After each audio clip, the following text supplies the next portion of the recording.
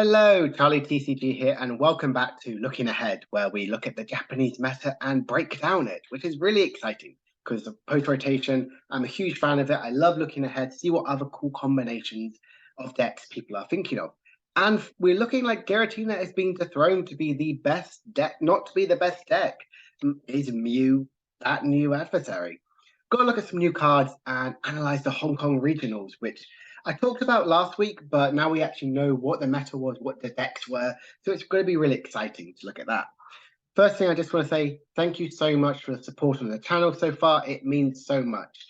If you're brand new, just drop me a subscribe. You can always change your mind later down in the line. But seeing like episode 2 is the best one in the series, and having a few videos getting into that 400-500 view mark is really means a lot. And I'm glad you guys are enjoying my post-rotation commentary. So let's look at some of the new cards revealed. We have the Dena EX. This is a basic EX. It's a terrestrialized one, and it's such a disappointment. I think the terrestrialized mechanic from the game was one of the coolest designs. Like, it could change the Pokemon type. Here, they just get bench barrier and they're in the same type. Really disappointing. The card itself is a little underwhelming. You have like a decent attack, which could be used in Gardevoir EX. But if I'm honest with you, I don't see it right now. I've seen some play, and I'm a bit upset purely on the terrestrial mechanic, which is why I'm not overly blown away by it. Speaking of card, which I think could be fun, is Clobsire EX. It has a really cool ability where if there's a stadium card in play, your opponent's active Pokemon is poisoned. This could be good in like a Toxicroak or a deck which kind of wants to focus around special conditions, or even like a wall deck. Like it has 280 HP, which is a lot of HP for our opponent to go through, and just poisoning your Pokemon, its opponent's active, is really quite interesting. I quite like this effect. There also were a few like stage 2, stage 1s, which I thought a little underwhelming. This Hydreigon, I think, is like really quite nice. Look at the top 3 cards and attack any number of energies you find there, but discard the rest. Again, stage 2, really difficult to get to, but if the format ever slows down, maybe in a year or two, if you pick these up early, it could slot into some decks, like some energy acceleration in Darkrai or another archetype that could appear, which is fine. We then have our reprint of Boss's Orders, which everyone was kind of talking about since the reveal of research in the last set. I'm fine with Boss reprint. I kind of thought it was going to happen. We already had like 2 more years left of Boss. Now we know we've got 3 more years left of Boss. It's fine. Like, it's always good to have a gusty mechanic. It's nice that it's a form of supporter and not a really overly expensive item cards, which you have to slot in. And yeah, it's fine. I love Ghetsis, so it's really nice to see Ghetsis putting some terror on people's face like it did back in Expanded in the Plasma Freeze era. A cool stadium card for the Stage 1 Evolution decks where they do 10 more damage. Don't kind of like put the stadium aside and go, oh, it's only for Stage 1 evolved Pokemon. This is terrible. No, I think they're still going to be really strong. Always these things that boost both opponents is still always a good sort of effect. Right now, there's nothing I can really think of which is really good. It's going to slot onto either like some Stage 1 like basics, not basics like single price decks, or some EX cards we haven't seen yet. So definitely don't write this off. Right now, nothing is springing to mind, but it's a really good stadium, which it does more damage from an evolved Pokemon. Pokemon is trying to get evolving Pokemons back in. I know stage 1s are basically like V-Stars and V-Maxes at this rate, but with more and more EXs coming out, more and more people will be playing this type of stadium. And as it's always the second set, we get some cool new special energies to go along with the Illumination energy. Last one, we have Jet energy, which it's just a colorless energy, which is fine. But if you attach it to one of your bench Pokemon, you switch that Pokemon to your active. I really like this, especially like Lost Box. Like you say, get rid of capture energy, but you get Jet.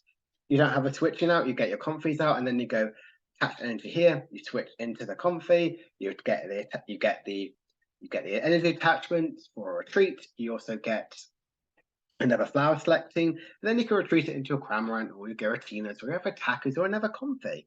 So I really like it. I think it's a really nice sort of a little place for Lost Box. So those are some of the new cards. Nothing like overwhelming. Some cool little new like stadium card and item card, no energy cards, and Boss Orders reprint. So let's look at what Hong Kong Regional was.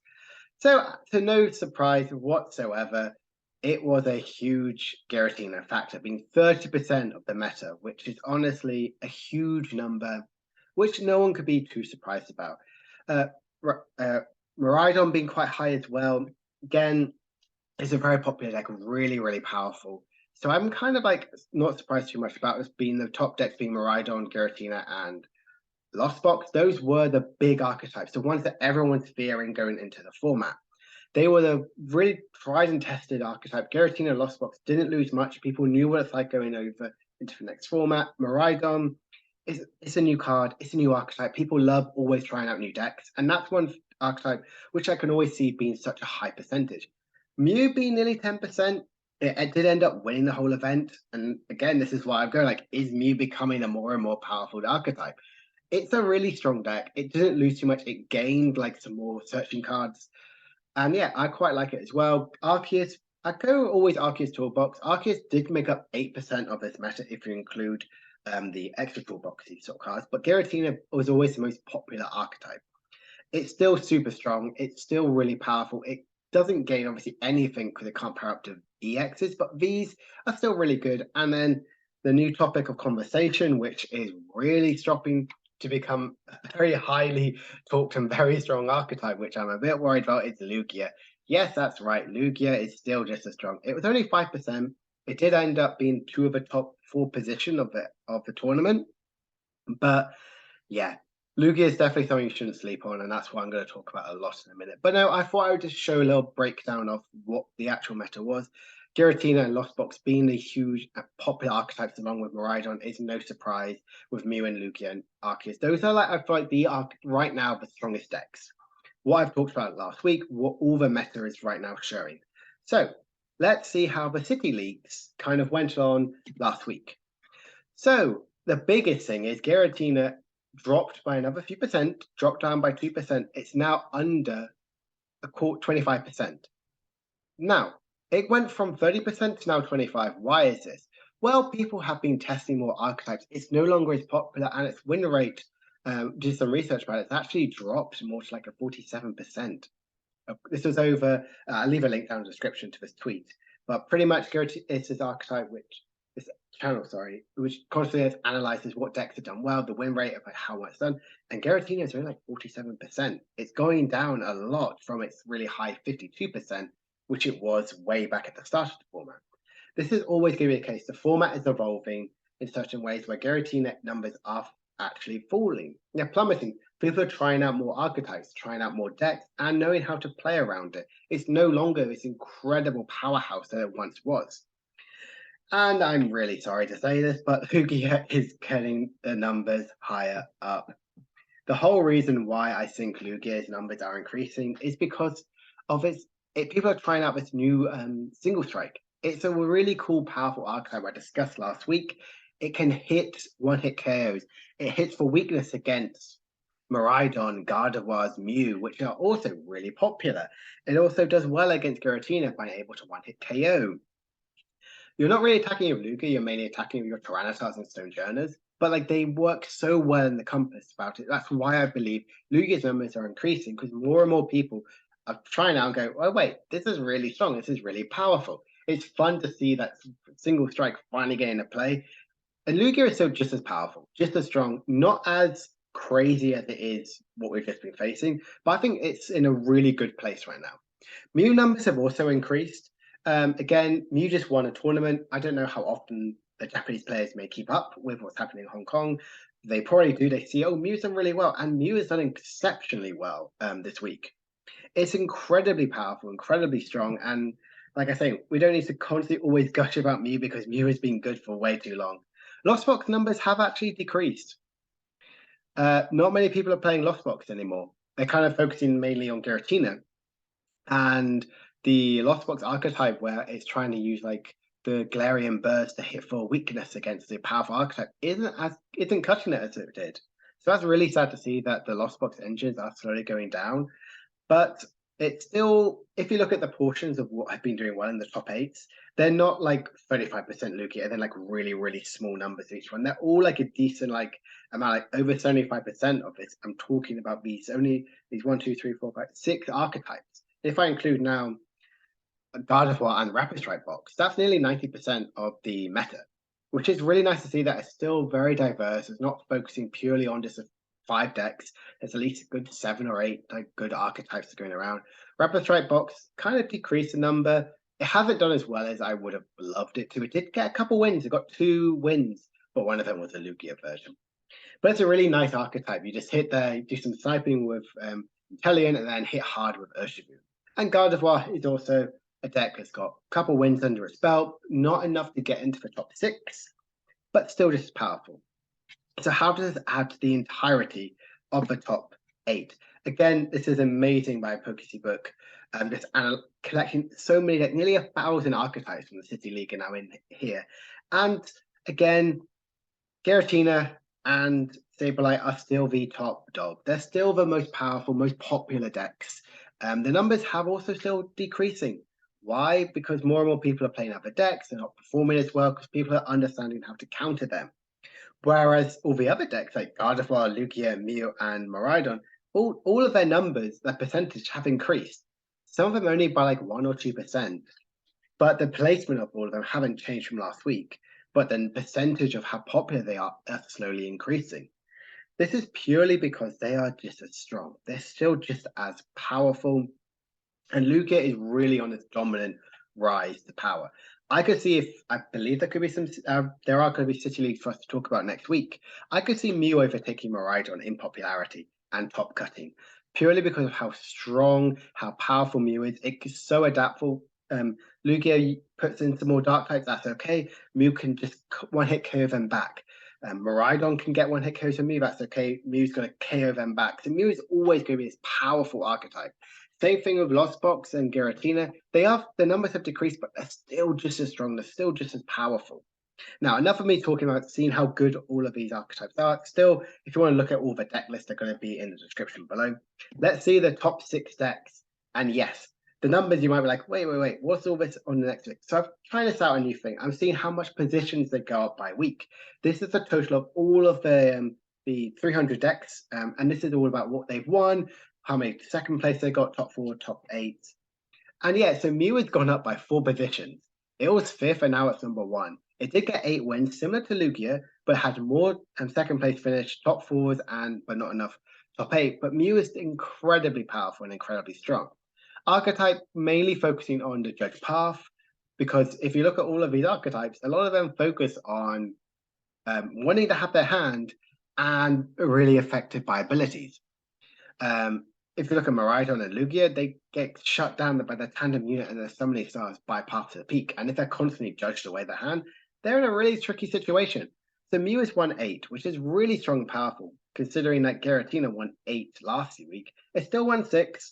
Lugia has gone up in popularity. Lugia, I feel like, is always going to be more and more popular as the weeks go on. People probably who were very anti-Lugia now going back to Lugia go, oh wait, it's really, really powerful. It's really, really strong. That's why it's hitting so well, because of how versatile its matchups are. It's always going to adapt. And yeah, it's performing incredibly well. Giratina is the first one to go down by 2 points, being the number 1 deck to now be the 3rd.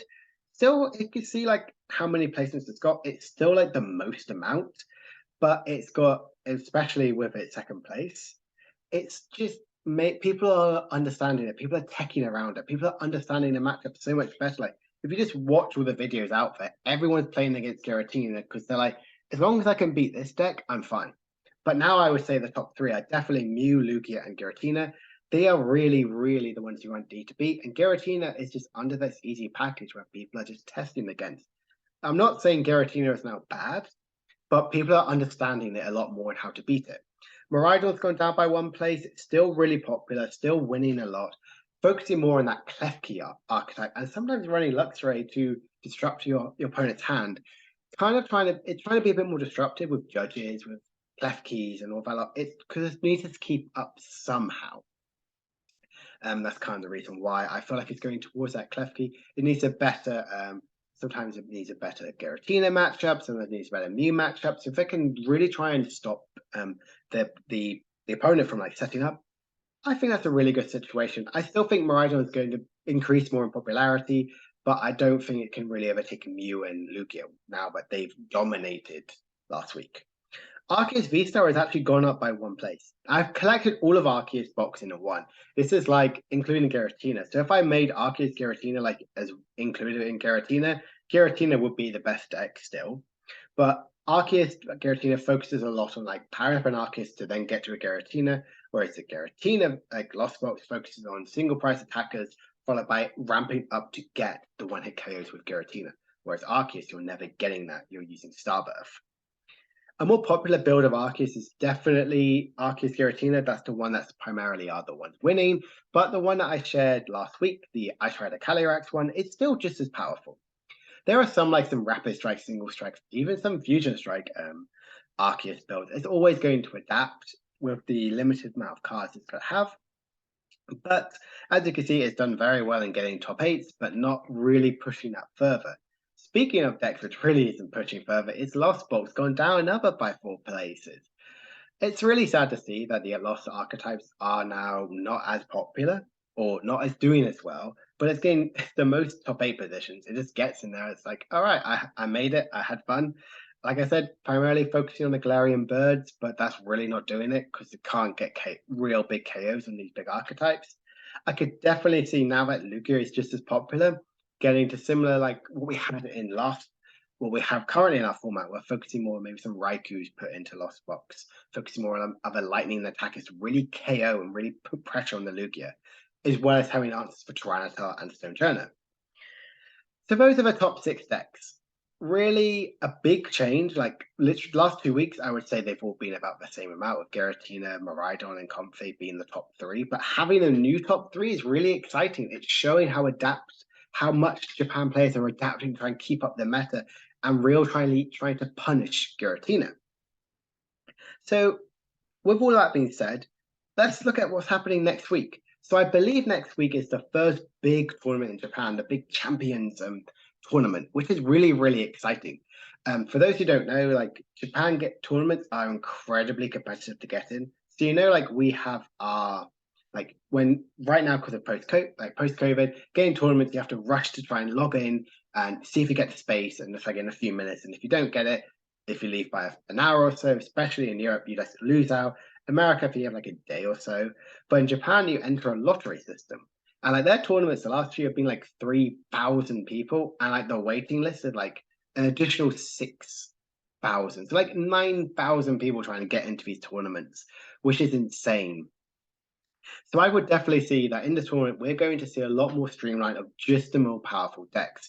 We're not going to see a lot of creativity. We might see a lot more creativity, but I could see mainly focusing on Mew, Giratina, and Lugia. I would see that Lugia and Mew will definitely increase in their numbers, being a more popular presence. But I still think the Lost Box engine will have the highest meta share. So yeah, I hope this has been a little bit informative about understanding what decks are performing well and kind of my reason behind why they have been performing as well as they have. If you enjoyed this video, please give me a like and a follow on Twitter, or subscribe if you're new. It really means a lot to me, and it's really helpful to see that you guys are enjoying this content. I'm going to be back next week breaking down the tournament. I do believe it is the Champions Festival. But if not, it's just going to be another talking about the city leagues, which is really, really exciting still to see post-rotation. So yeah, there's more deck profiles coming out this week, and I will see you next Monday for another video of this. See you guys then. Bye.